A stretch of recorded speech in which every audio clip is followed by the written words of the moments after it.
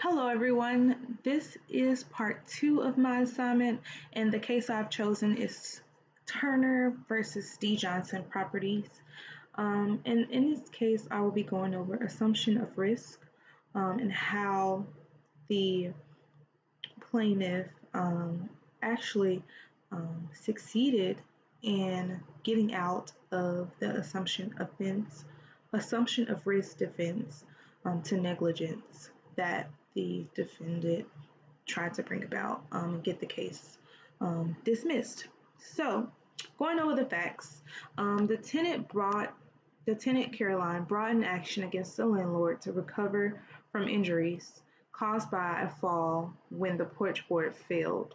So, the plaintiff here in this case, fell at her house and caused by the porch, which was broken. A board in the porch was broken, so she fell. So she's suing the defendant, D. Johnson Properties, so that she may be compensated for her injuries. So within this case, the landlord filed a motion to dismiss, and that motion was approved by the trial court, but the plaintiff appealed that, and now we're at the Court of Appeals of Alabama with this case. So the issue at hand is whether or not the defendant had a liable claim in saying that it was an assumption of risk. She knew obviously that there was the floorboard was messed up, so she knew that there was a hazard. So the landlord claimed a motion to dismiss, arguing that the complaint indicated an alleged hazard that was open and obvious and that the tenant had been fully aware of before she had fallen. So she already knew that there was a broken floorboard, and she knew that there was a hazard. So going on within this opinion, within the discussion part, it talks about how a landlord duty is to maintain common areas of reasonably safe conditions in order to avoid liability or injuries of a tenant or a guest. So based on that,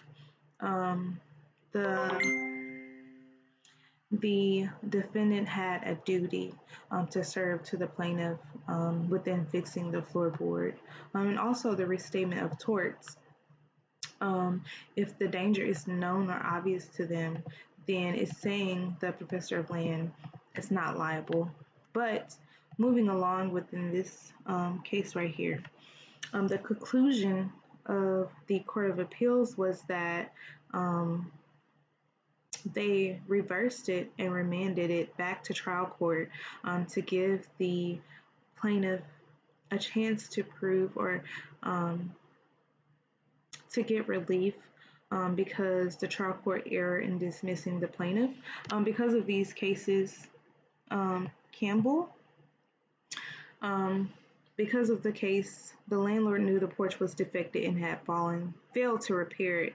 Therefore, the defendant had a duty to repair the porch. And the assumption of risk. So in this case, it's saying that the plaintiff, although the plaintiff, Caroline, had knew about the defective in the floor pallet of the porch, she didn't necessarily have to be cautious because the defendant also knew about that. So they had a duty to fix that. So because of this duty, and also because the landlord couldn't prove beyond a reasonable doubt that the tenant had no set of facts to support their relief, then this case got remanded. So in this case, the claim of assumption of facts did not succeed based on the facts. So that is part 2 of my assignment. I hope you guys enjoyed it and have a great day.